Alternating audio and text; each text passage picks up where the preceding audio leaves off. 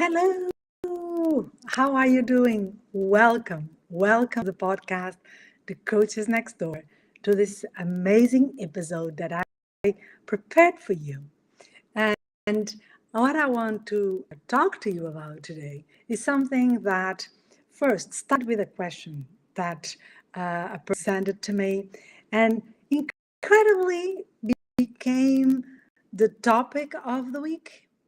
So we are this beautiful Friday, and I always like to recall myself what was the week all about and what was the topic that people brought to me, because that also makes me not only realize, okay, maybe some topics are not unique in the sense of this is not only one person that is talking about this, and it's more people talking about this, and incredibly finding out that some weeks is really like everyone is bringing the same topic, and I'm getting super curious about that movement and that dynamic. So welcome to this episode that we are going to talk influence. And I want to call your attention that in the life, if you are in the life right, you can use the chat to actions and to really, get your questions out and what is really relevant for you. That is the amazing part of being in the life. So, but what is this, topic all about? Is this uh, exploring this beautiful but sometimes really brutal truth, right? Being human and finding out ways to be back to ourselves. And I think as a philosopher, as a coach, but I think more relevant even is I like to observe people and life. And that sometimes brings this awareness that is a constant question, is constant, thing going on. And this is what brought me to this topic today. How to stop someone from having influence over and over you, right? But this started with me, to be honest. Started by me realizing that some people had a power over me that was not good. Some people, this, that you have some people that they can say whatever they want, sorry, but doesn't resonate, doesn't stay, you don't even think about it anymore. But some people they can say a small thing and that stay sometimes for years, with you. And will, once in a while come.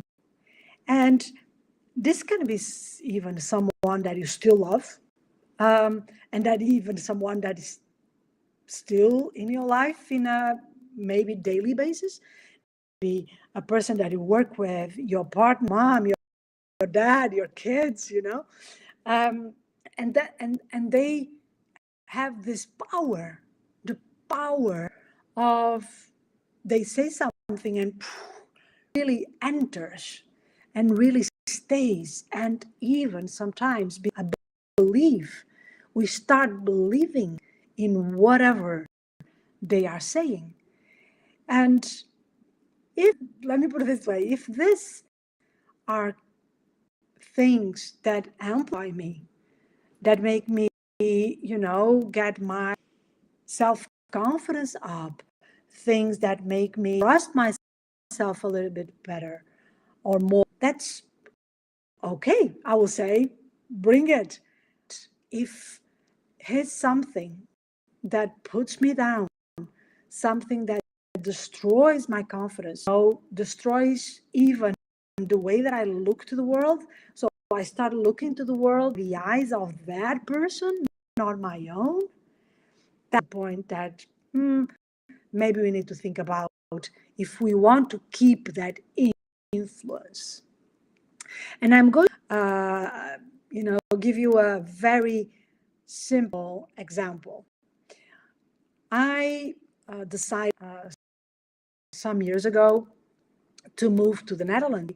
At that time, boyfriend, and was a very difficult decision for me because I'm very close to my parents.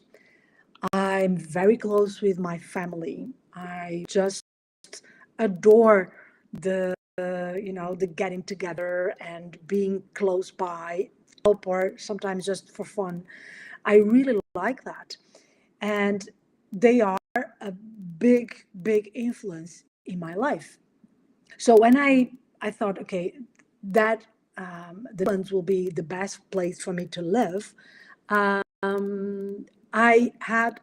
was really struggling with but I don't know if I'm able to be far away from my parents or far away from my bigger family. And I remember that what I'm going to give to you during this life, because it was not a bad influence, but it was an influence that was stopping me doing something that I knew was the best decision for myself. Okay, so let's say I was almost putting them and their needs in front of my own, and no, I want to bring this as a more healthy for all of us. I want to do what is best for me, and I want to keep the good influence that they have in me, but I don't want this to stop me. So what I want to say with this is that sometimes influence can stop us for the good. So it's a good influence, but it's stopping us from taking some risk for something that is what we want to be doing. Okay, because we are taking so much care from about the other person.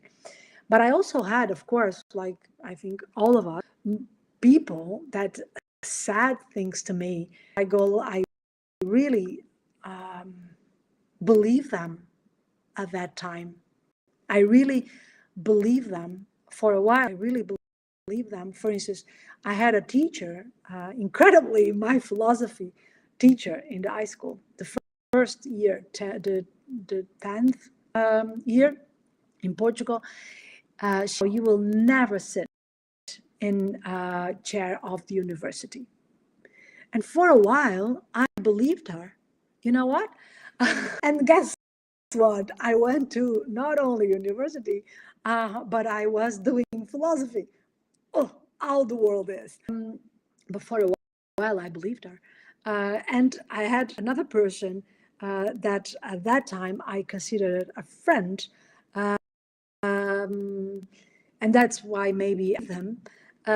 He one time said, "Oh, you know what? You should be doing what that person is doing. She's doing something much better than you." And I believed them for a while. I think I was able to cut that influence, and I cut much more influence, I must say. But I was able to cut that influence. But for a while, I believed him that I was doing something wrong with my profession at that time. Because he was referring to another person that was also a coach and whatever. And I believed maybe I'm doing something wrong here. So influence, and I just heard someone saying, I don't know her name, I'm so sorry, but she's a person that is around social media. She was a CIA agent, I think, or Secret Service, I think. I don't know if exactly CIA. And she incredibly, she was saying now, you are big time influenced, you are all big time manipulated. And of course, we are always being manipulated. And I think we need to get comfortable. But if we get awareness that letting too much come in, then we are being highly manipulated. And that is a place that can bring us so much pain, so much, uncomfort. And I think is more about the pain, hurts, because it's not a presence, it's not, oh, only when the person is here I feel like that. No, it's when I remember the person, or when something similar happens, that sentence comes to our mind, or that situation that the person created comes to our mind. So links there, lingers there and stays. And when we don't really realize is in our system, lives there, stays there, and is not something that we are super conscious about, but stays there. And the influence is not about the person, is how we internalized the experience with that person. So the body remembers. That is a good news, because the body can also forget. So the thing is that we need to understand that influence is nothing to do with the person, is about how we registered that information and that experience. And this is one thing that I think is very relevant, because we want, and I hear this a lot, right? But I don't want to that person, for instance, say something and always, disturbs me, but I also don't want to let go of the relationship, because maybe the relationship is important, or I need it, in between commas. So the thing is that we want to, the influence comes idea of giving different experience to ourselves, comes from reorganizing this influence, okay, that experience, better saying. So the brain stores impactful emotions and experience to the amygdala. You already know that, they stay there. The hippocampus to the memory. Okay, so what I remember from that experience. And the prefrontal cortex is keeping the meaning. So when all this, let's call this, I like to call this the recipe, okay? So we have all this combined, like I feel in a certain way, I have a certain memory or a sentence or situation, and then I give a certain meaning. What happens is that every time that similar happens, my brain instantaneously is going to pick up that information, because that is what the brain does. Okay, so things can happen like this. Oh, a type of look. Oh, this represents fear. A silence. Oh, this is rejection. Oh, a tone. Oh, this is danger. So it's like an automatic, is a shortcut to something else, and is instantaneous. And this is the biggest issue with influence, is that it's not rational, is instantaneous, is happening even when we are not aware at all.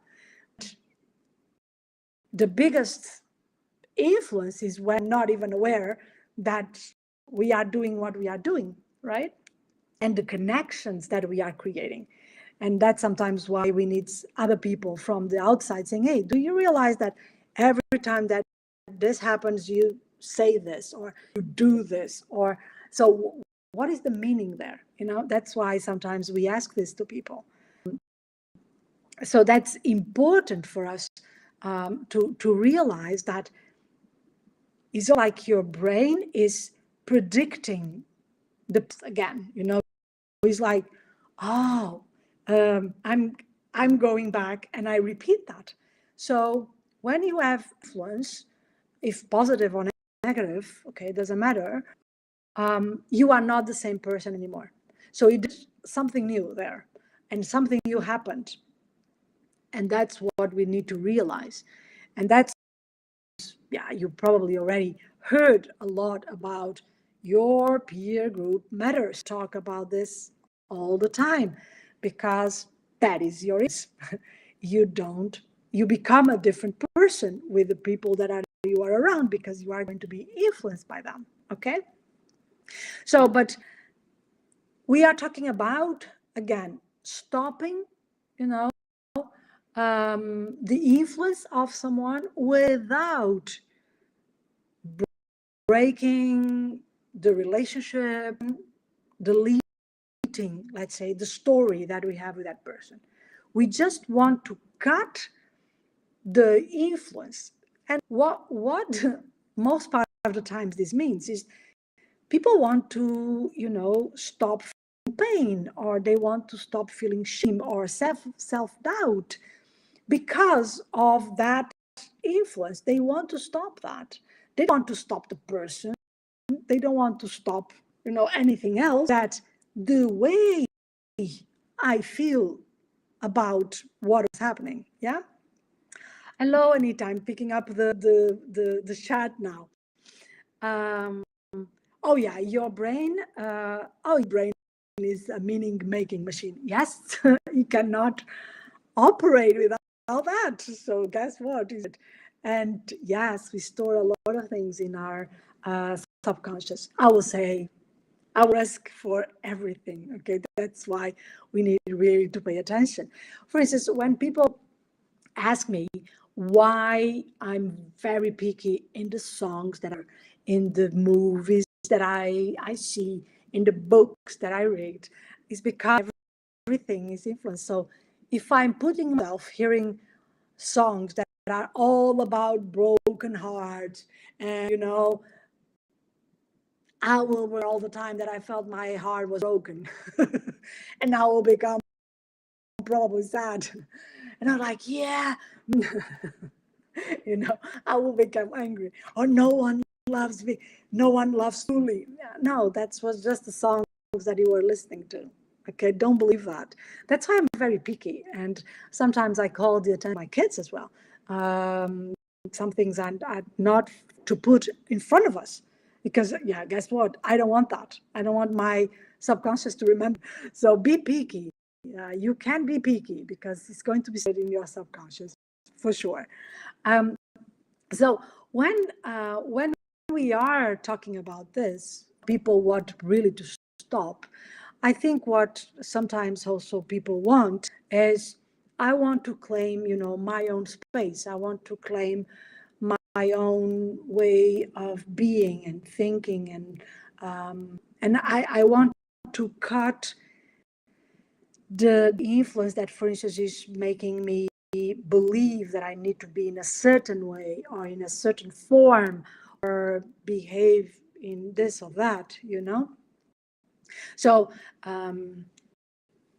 I think we can start by asking ourselves, is this really, or is this just a wound?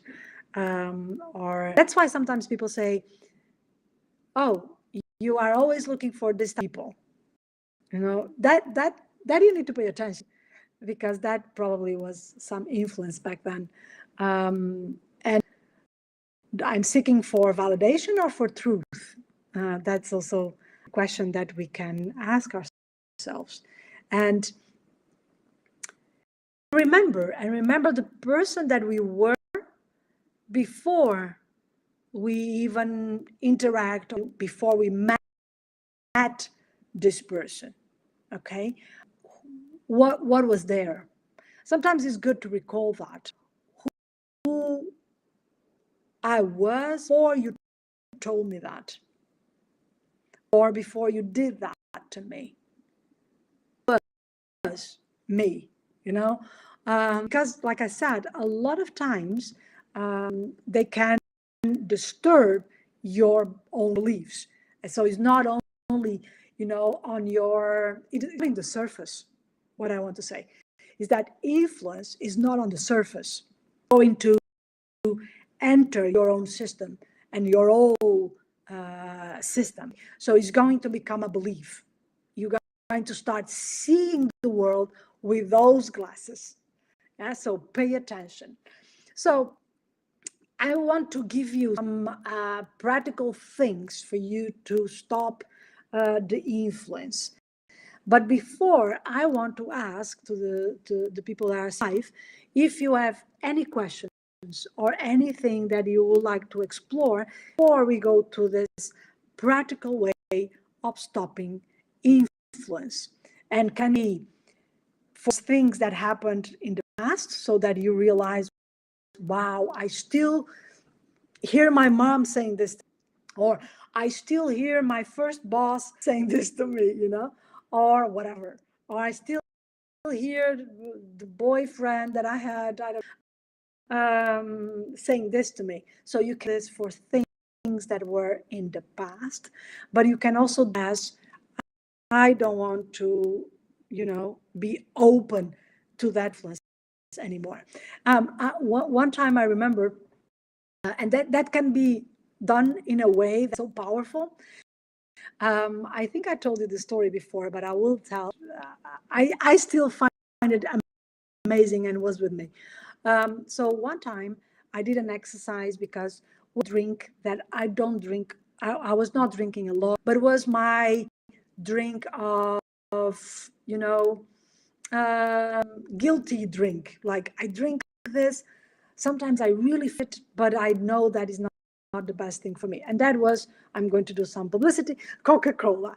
So it was like, oh, sometimes I really feel like, drinking this. And I really don't like this type of sensations that I need something. So I decided to cut the influence of Coca-Cola. It was not a person, it was a product. And so I did an exercise with NLP, with the neuro-linguistic programming. So Coca-Cola was out of my life. And one time, many years after, still not in my life. I don't even think about Coca-Cola. Like, to tell you is that one time we had a party in the house, and my husband said, oh, maybe it's better to bring some Coca-Cola because we have kids coming in, so it's better to have that. So I go to the supermarket, I do all the groceries, but I didn't bring Coca-Cola. I bring other drinks like juices and blah. And then he said to me, Ligia, you did Coca-Cola? I said, yes, I did. But I was so out. And then I went to the supermarket and I could not find Coca-Cola. My eyes could not see Coca-Cola. That's how powerful some exercises can be.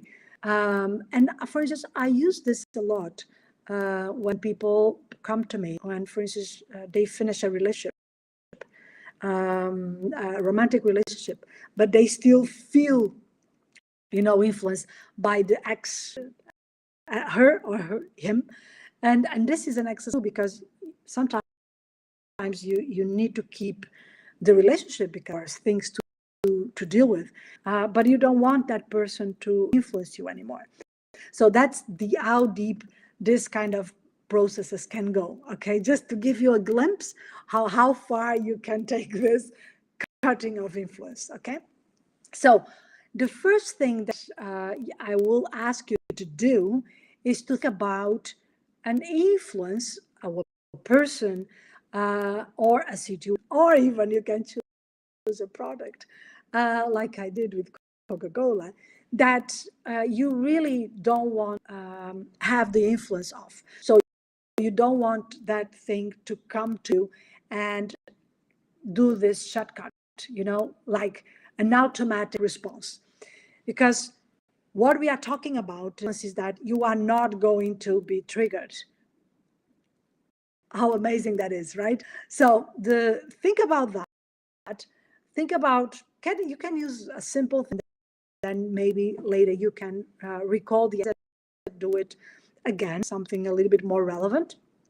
But choose and name it. It's almost like give it a frame. Okay? So let me just, I prepare here an example just to not lose time thinking. And I used to feel small when I thought I think about this person. Okay? So frame it. What is exactly that? What influence that you want to stop? Okay? Or I feel, I'm not thinking about it. That's why I wrote it, because it's very difficult for me to think about like this is spontaneous. Let me think about something that I heard from someone. So, for instance, I feel that every time that person looks at me, I don't feel good about it. I don't feel, respected when that person looks at me. That's an example. That's a good example. So, and then when you have this example, do the new frame. So, for instance, I used to feel small when I thought about of this person. That's no longer my real. So frame it, give it a name. Like we were talking, the brain likes meaning. So naming it and frame it is to really give a new meaning. Yeah, is creating a new meaning. Is forcing the brain to say that's no longer my reality. That's no longer. Yeah. I don't feel like that anymore. So to really separate you from, or the new reality from what was there before.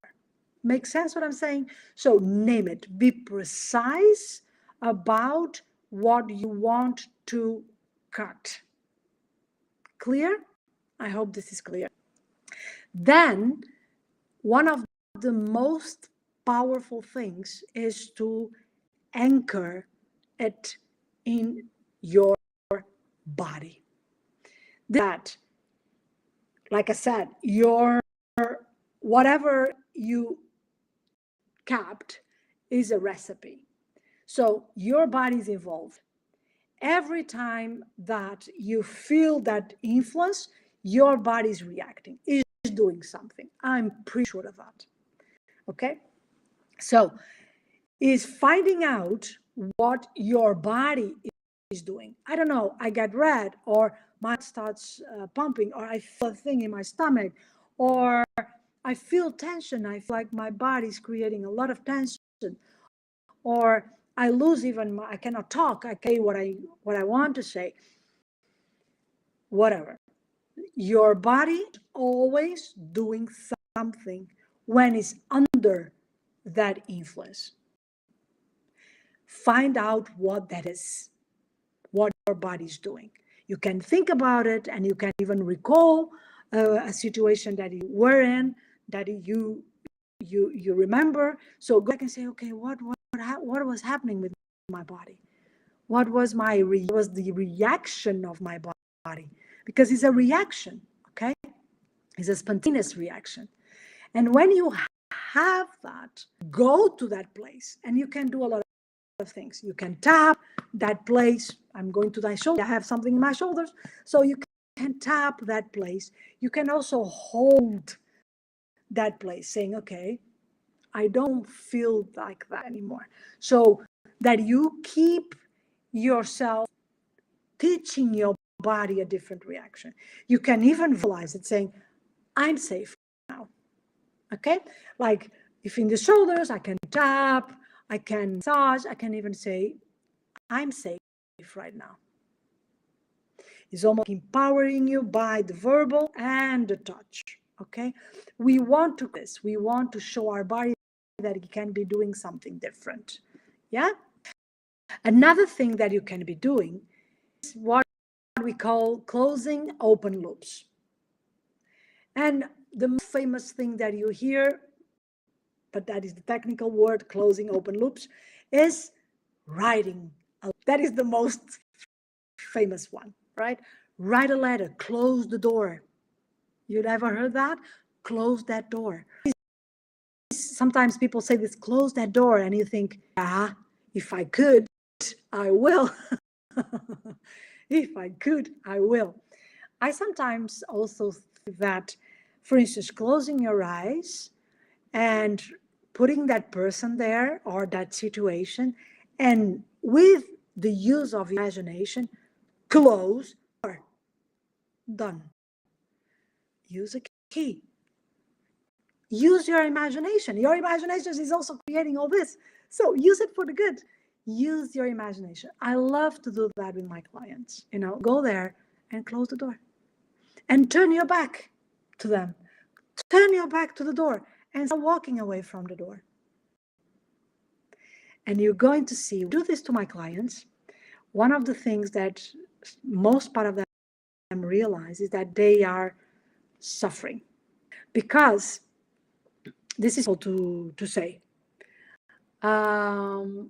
But I want to say it with love, and I hope you receive it with love. We get sometimes addicted to influence. We don't know exactly what represents to be without the influence of that person. Even more when it's someone that we really admire, love, respect. So we go like, okay, but what means? Because we know also that times not being under the influence, we are also not under that mention. So, and what is that from? We don't know yet. So we need to get the courage to really put the person there, close the door to them, and even say, I have you, but you'll not pass this door. Close with the keys and turn and continue your path. And you're going to feel a lot of emotions. And funny enough, I'm going to share this with you. I just closed my eyes and someone came. And oh my God, I know that this person was there. So I just did it. I'm closing the door to you, and I'm turning and I'm continuing my path. I didn't even know that this person was an influence for me. Funny how gain from the exercises that I'm gaining from the exercises that I gave to you. This is the beauty, is that sometimes you don't even realize that the influence was there. But suddenly you do the exercise, you are explaining the exercise, and boom, came really a person in front of me. So the door is closed. So do it. Do it and see how amazing and simple, of course, emotional, but how technically simple this is. Yeah, use the keys. Use whatever you want, but close the door. This is what we technically closing open loops. And sometimes we hear it. You hear some people saying, "Yeah, you always leave doors open." Like, yeah, close them. Let it be. Close them. Yeah. Okay. Now another one is claiming your narrative. Okay. So instead of saying they made me doubt myself, try to say, or better, that I don't like the word try. See, that was a time when I haven't yet recognized. That was a time that I didn't recognize my power. So make it yours. Don't give things to them. Don't say, yeah, but they said that. That's one of the things that I most say to women, to be honest. When women say, society requires this standard, and so where is that society? Because that is giving power. You are being manipulated. Maybe it's one person. Maybe you saw one art. Maybe you read a quote of someone. That is their lives. Don't for yourself. Don't make it yours. For sometimes even in leadership, I see women say, "Yeah, but men want the power." And say, "Who told you that? Don't make that yours. Don't transform that in your. Don't let that happen. Because guess what? You allow it to happen, you will confirm it. You are going to confirm, you are going to confirm that reality. That's not what is going to happen, okay? So reclaim and make things yours when you want them to be yours. When they are not yours, put it out. Don't take them in. Don't make it your reality, okay?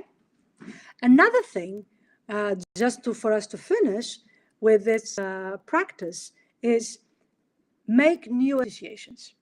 Yeah, this is putting all together, is make new associations. That means, for instance, um, every time that I went to that place, I felt small. Okay, now enter that place. Before you enter, or even take your high heels, the biggest that you have, and enter that place. So it's creating new associations. Your system saying, oh, I feel in a different way right now because I'm doing something different. So it's creating new anchors. It's creating a new reality. Or every time that I talk to this person, I felt small. Okay, the next time that person, stand, never sit, and stand. Okay, so it's creating new narratives. It's creating a different experience, a new experience that could really give you a new memory. So you repeat, and you can repeat once, twice, whatever that you really get yourself a new memory, so that you don't connect anymore, you don't do the same synapses. So you are going to give yourself a new narrative, amplified but a new experience. So you are doing all the recipe in full. So it's not only verbal, it's also the movement, it's also the feeling, the emotions. Yeah. So that's the things that I will. Yes, the power. Yes, the power to choose. That is so important. And I think we need to. The power is really that we can build in ourselves, right? We don't need to wait that someone is claiming the power to gain the power ourselves. That's the beauty, is that we can put totally new glasses in this reality. Yeah. So I also now that mention here is saying to create a I'm going probably to share it. I record a small meditation that in your safe place a while ago, but I have it in one app, and it's for free, so you can enjoy it.